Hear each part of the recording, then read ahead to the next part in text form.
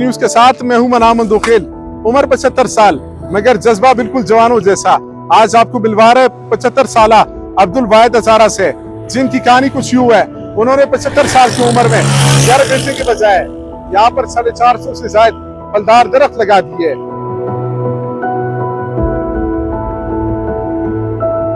इधर दरख्त लगा दिया, एक दरख्त नहीं, दूधे, अंगूरे, सेबे, अनारे, चेरी है।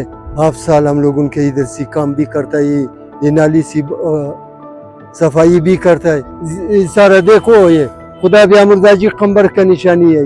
पैसा बिल्कुल एक टेढ़ी नहीं चाहिए हम लोग उनका, हम ऊपर से चाहिए, खुदा से चाहिए। ऊपर भी दरख्त मिरख लगा दिया,